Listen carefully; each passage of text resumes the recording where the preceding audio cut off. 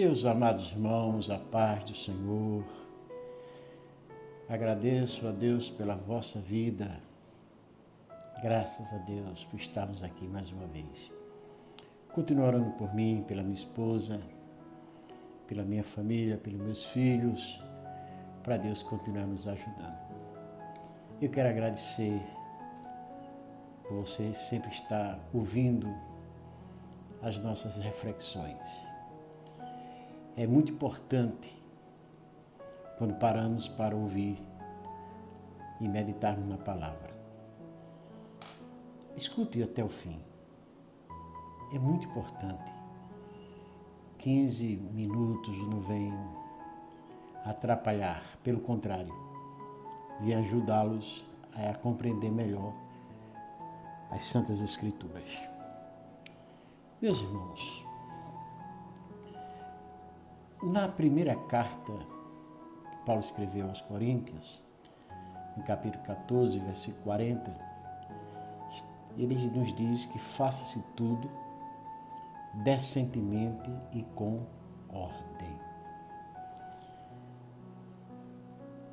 Isso é muito sério, muito sério. Estamos vivendo, como os irmãos sabem, dias difíceis. São tantos ensinamentos de maneiras contrárias ao verdadeiro ensino das Escrituras Sagradas. Outros, porém, é tanto achismo, os que acham, os que pensam da sua própria maneira, outros revoltados, ensinam com revolta. São tantas as coisas. E uma das coisas que nos preocupa, que me preocupa, é quando eu vejo pessoas falando e até mesmo ensinando que a igreja não precisa de estrutura. Eles dizem que existe uma relação inversa entre o divino e o humano, ou seja, entre o espírito e a estrutura. Ainda outros também dizem que a igreja deveria funcionar mais como uma rede de código livre e com menos hierarquia. Essa é a ideia de alguns, que a igreja pode existir sem estrutura de autoridades, ou seja, sem que os papéis de seus membros tenham alguma distinção. Existem dois problemas com essa ideia de modelos de igreja. Ele não é nem bíblico, nem realista. Irmãos, a anarquia não funciona. Dizer que Cristo fundou uma igreja destituída de qualquer organização, governo ou poder, isso é uma declaração que surge de princípios que têm característica no misticismo filosófico. Não leva em conta os ensinamentos das Escrituras, nem as realidades da vida. É claro, é evidente que ninguém quer uma igreja conduzida por ditadores. Assim como ninguém quer uma igreja na qual os relacionamentos são sufocados por políticos e procedimentos. Mas a Bíblia simplesmente não fala sobre igreja sem liderança. Ao contrário, vemos os apóstolos exercendo grande autoridade sobre as igrejas. Os pastores recebem ordem de exortar e repreender com toda autoridade. Paulo, escrevendo a Tito, fala disto e exorta e repreende com toda autoridade. 2 de Timóteo 4:2, ele diz que pregues a palavra, inste a tempo e fora de tempo, redargue-as, repreenda-as, exorte com toda a longanimidade e doutrina. Os irmãos estão entendendo? Ainda nós vemos a atuação de presbíteros, juntamente com o ofício dos diáconos, que deveriam cuidar das necessidades físicas da congregação. 1 Timóteo 3, dos versículos 8 ao 13, nós encontramos isso. Certamente os líderes não devem ser dominadores sobre aqueles que estão debaixo de sua autoridade, mas ainda assim devem exercer supervisão. E os membros da congregação recebem uma instrução importante.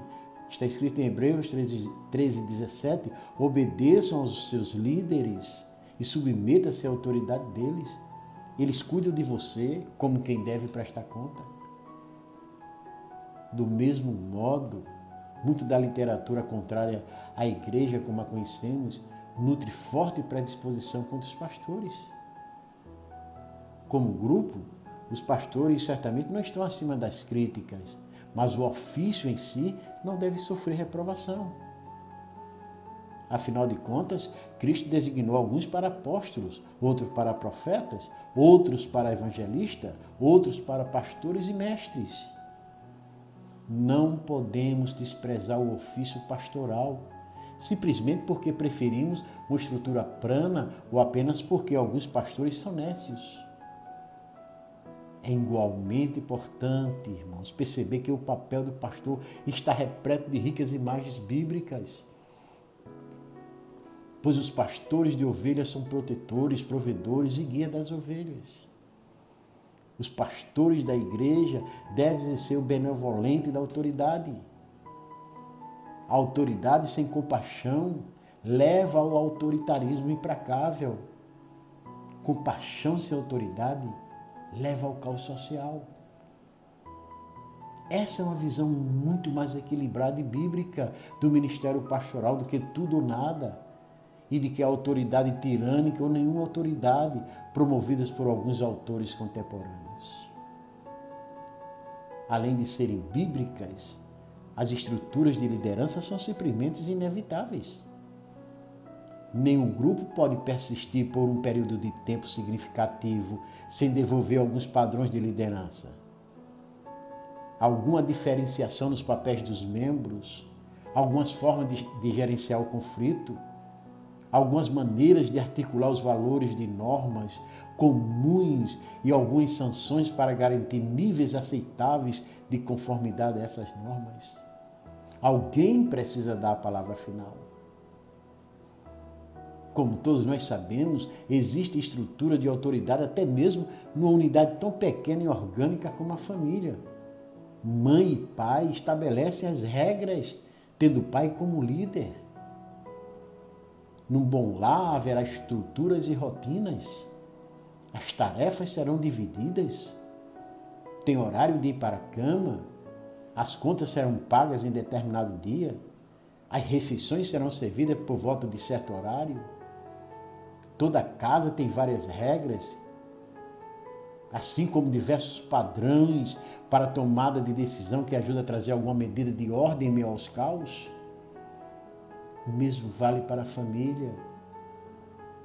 Não gosto das regras de ordem estabelecidas em alguns livros, mas às vezes elas são necessárias. Nenhuma igreja vai entender tudo corretamente, nem alcançará o equilíbrio entre forma e liberdade de uma maneira que deixa todo mundo feliz. Contudo, irmãos, a maioria das políticas acontece por uma razão. Existem dezenas de questões que surgem na igreja.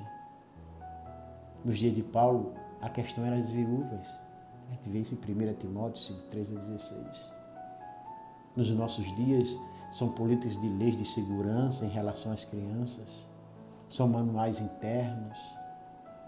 Por exemplo, se tiver um veículo na igreja, o uso do mesmo, e uma centena de outras coisas que precisam de ordem, estrutura e governança. A igreja, como povo escolhido de Deus, é tanto um organismo como uma organização. A igreja é algo vivo que respira, cresce e está em amadurecimento. Também compreende certas ordens. as normas institucionais, você lê em 1 Coríntios 5, os padrões doutrinários, 1 Coríntios 15, os rituais definidos, 1 Coríntios 11, os dois aspectos da igreja, organismo e organização, não devem ser jogados um contra o outro, pois ambos se baseiam na operação do comando glorificado da igreja através do Espírito Santo.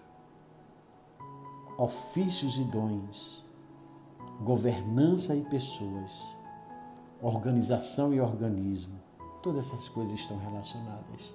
Todas são bênçãos da obra de Cristo. Deus poderia dirigir a sua igreja de maneira diferente, mas optou por usar recursos. Vemos por toda a Bíblia a preferência divina pela atuação humana. A multidão contrária à igreja entende isso só quando se trata do mundo, mas tem pouca paciência com essa questão quando se trata da igreja.